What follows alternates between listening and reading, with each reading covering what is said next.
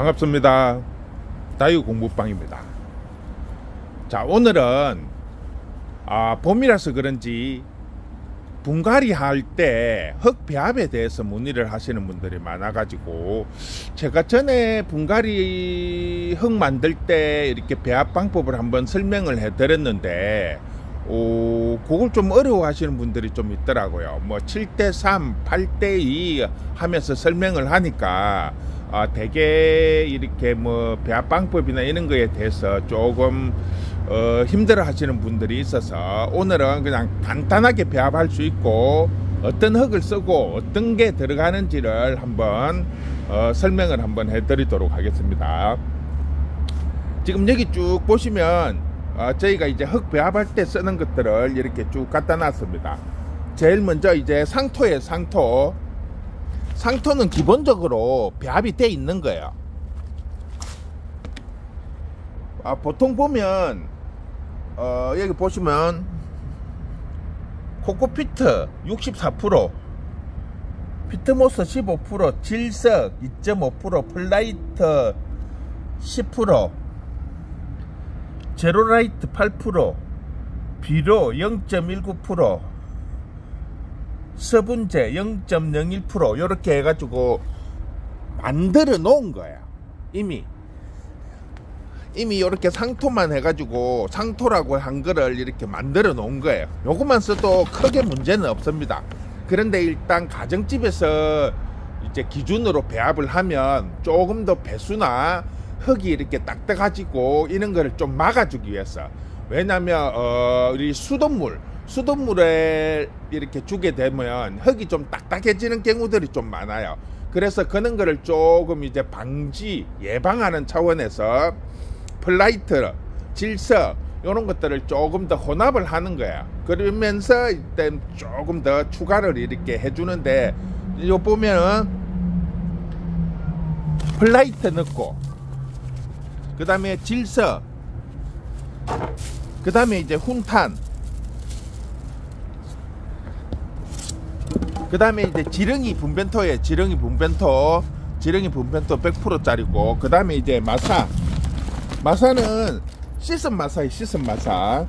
물론 그냥 일반 마사 해도 돼요. 일반 마사 해도 상관은 없는데, 이렇게 시슨 마사를 하면 나중에 물 줄 때 항토물들이 안 내려오니까 훨씬 더 그 망을 막지를 않기 때문에 시슨 마사를 쓰는 게 가정에서는 좋아요. 혹시라도 시슨 마사 아니고 일반 마사를 썼을 때는 첫물 줄 때 한 5-6번 반복을 해서 계속 해갖고 요 마사에 있는 항토물을 빼주는 게 좋습니다.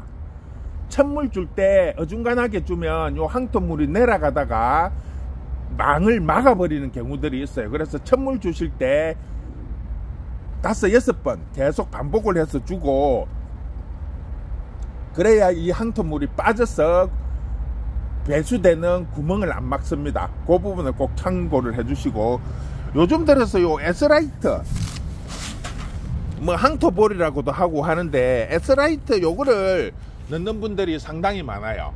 뭐 나쁜 건 아니에요. 항토볼이 뭐 배수도 잘 되고 수분도 흡수를 하고 통기성 이런 걸 다 다양하게 좋지만은 뭐 굳이 넣을 필요는 없는데, 왜냐하면 가격이 조금 있어요. 보면 뭐 10kg짜리 하나, 뭐 5kg짜리 이런 거 해가지고 15,000원씩 이렇게 하니까 굳이 넣을 필요는 없는데, 이제 집에 환경이 조금 안 좋은 집들은 이런 것들을 조금 추가를 해서 넣어주면 조금 더 도움이 된다는 거예요.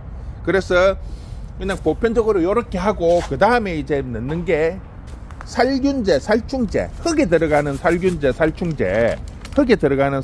살균제를 조금 넣습니다. 자, 그래서 일단 배합 방법을 뭐 몇 대 몇으로 이렇게 설명을 하니까 이게 조금 헷갈려 하시는 분들이 많아서 간단하게 설명을 할게요. 일단은 요는 제 다라이에 그냥 상토를 한 바가지 이렇게 한 바가지를 담고, 여기에 그냥 아예 처음부터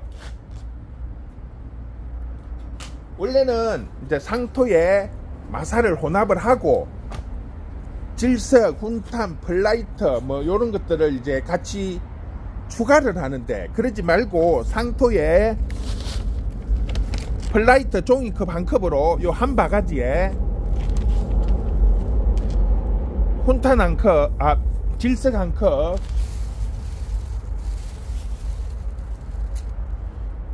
훈탄 한 컵, 지렁이 한 컵, 일단 요리 넣어갖고 요거를 먼저 이제 혼합을 하는 거야. 골고루.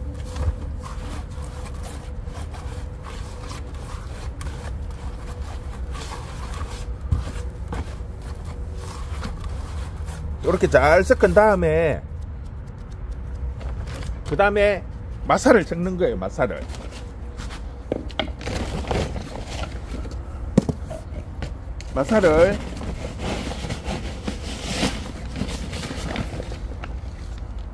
한 바가지.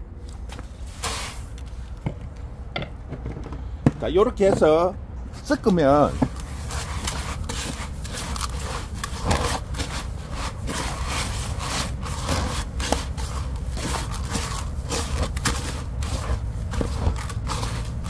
지금 요렇게 씻으면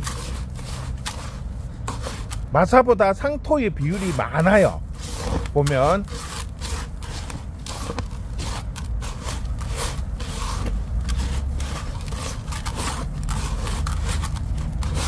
보시면 마사보다 상토가 많이 들어가 있어요.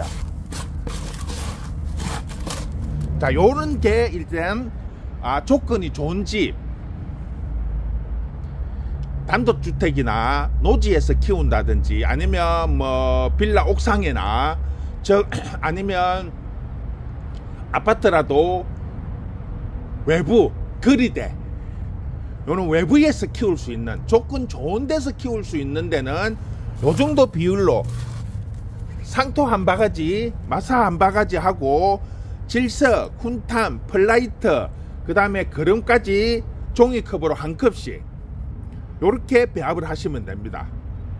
요게 조건이 아주 좋은 조건에서 식물을 키울 수 있는 집들, 그런 집들은 요렇게 배합을 하시면 상토가 많이 들어가 있기 때문에 식물들이 잘 커요. 대신에 입자들이 좀 더 곱기 때문에 배수되는 부분에서 조금 더 안 좋죠. 그렇기 때문에 조건이 좋은 집에서 이런 것들을 해야 되고, 만약에 실내 집 안에서 키우시는 분들은 여기에 마사를 한 바가지를 더 넣으세요.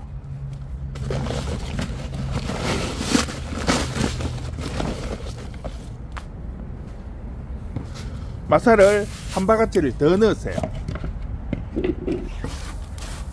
그러면 마사의 비율이 이제 많아지겠죠, 상토보다. 그러면 마사가 많이 들어가면 입자가 굵어진다는 거죠. 아까는 상토의 비율이 많기 때문에, 상토는 입자가 곱기 때문에 입자의 간격이 고운 입자들이 많기 때문에 배수의 문제가 더 잘 안 된다는 거죠. 천천히 내려간다는 거죠.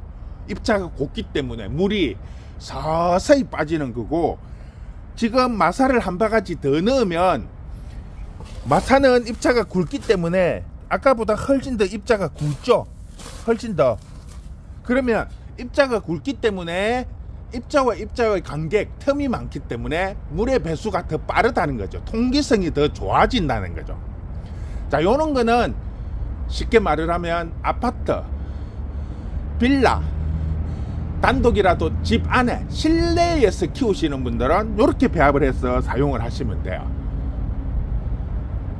여기에서 일단 흙은 이렇게 배합을 하시고, 자, 그 다음에 조건이 집에 통풍이 잘 되고 햇볕이 얼마만큼 들어오느냐에 따라서 물로서 조절을 한다는 거죠. 물을 예를 들어서 실내에서 키우지만 햇볕 잘 들어오고 하루에 8시간 이상 들어오고 통풍 잘 되는 집은 물 주는 간격을 예를 들어서 일주일에 한 번씩 아주 조건이 좋기 때문에, 집 안이지만은 조건이 좋은 집 같은 경우에는 일주일에 한 번씩 준다면 햇볕 하루에 한 4시간 정도, 그리고 통풍은 따로 뭐 문은 열을 수 있는 집이지만 햇빛이 한 4시간 정도 들어오면 물 주는 주기를 한 2주에 한 번 정도, 그 다음에 햇볕도 많이 안 들어오고 통풍도 잘 안 되는 집이라면 물 주는 주기는 한 달에 한 번 정도. 그러면서 통풍이 너무 안 되면 식물의 뿌리가 썩어요. 그래서 선풍기를 틀어준다든지 제습기를 틀어서 섭을 빨리 말려주는 게 제일 중요합니다. 특히 통풍이 안 되는 집, 햇볕이 많이 안 들어오는 집들은 물을 주고 나면 이게 흙이 안 말라요.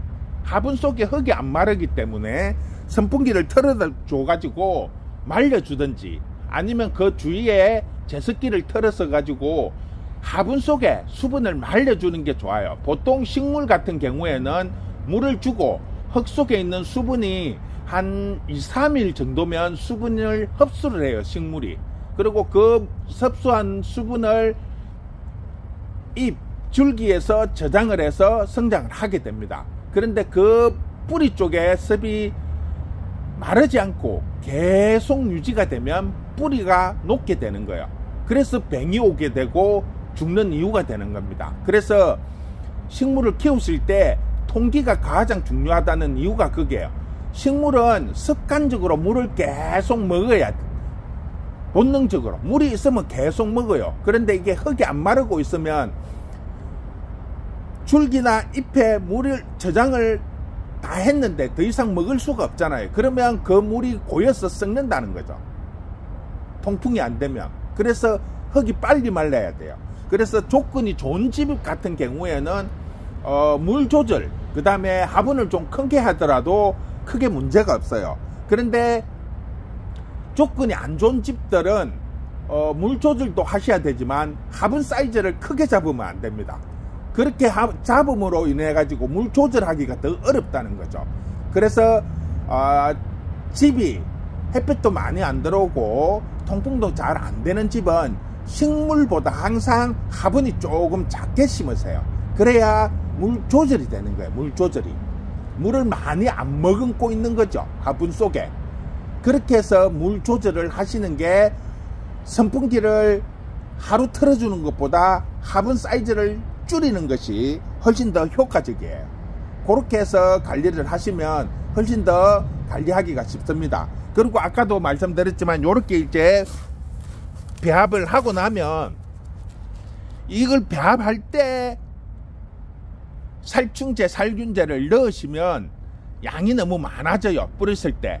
그러니까 살균제, 살충제는 이렇게 배합할 때 넣지 마시고, 저희 같은 경우에는 이제 혼합을 해갖고 판매를 하는 흙에서는 일단 혼합을 할 때 넣지만은 일반 가정집에서는 그렇게 하시지 마시고, 분갈이를 하실 때 뿌리가 다 있는 부분 흙을 채우고, 예를 들어서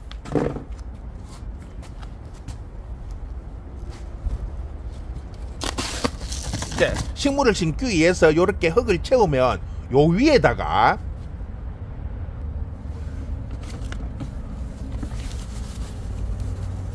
그냥 이렇게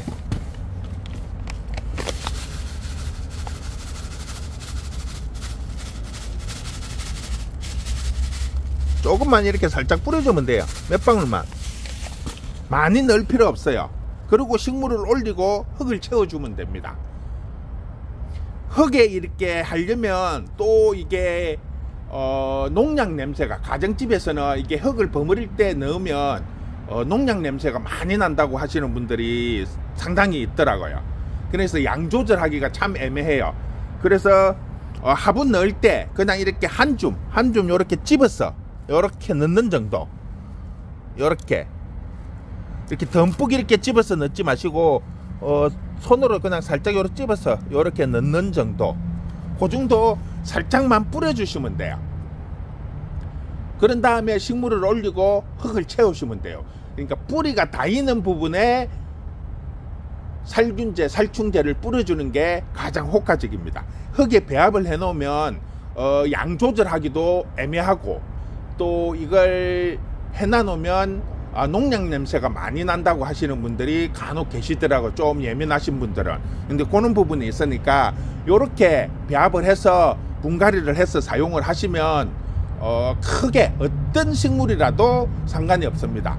그리고 아까 처음에 하신 대로 상토가 많이 들어간, 마사 하나에 상토 하나를 섞은 데는 간엽이나 개발선인장, 이는 좀 순이 많은 아이들, 영양분을 많이 먹을 수 있는 아이들은 그렇게 배합하시는 게 좋고, 지금처럼 마사가 2바가지 들어간 데는 다육식물, 선인장, 요런 아이들, 즉 수분을 많이 머금고 있는 아이들 중에서 배수가 잘 되는 아이들, 이런 다육식물, 선인장, 요런 종류들은 마사를 2바가지 넣으시고, 개발, 그 다음에 일반 간엽, 요런 종류들, 잎이 많아서 영양은 공급을 많이 해줘야 되는 아이들 같은 경우에는 처음 했던 한 바가지 1대1로 혼합한 흙을 사용하시면 됩니다.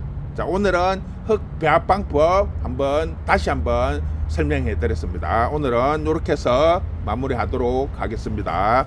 수고했습니다.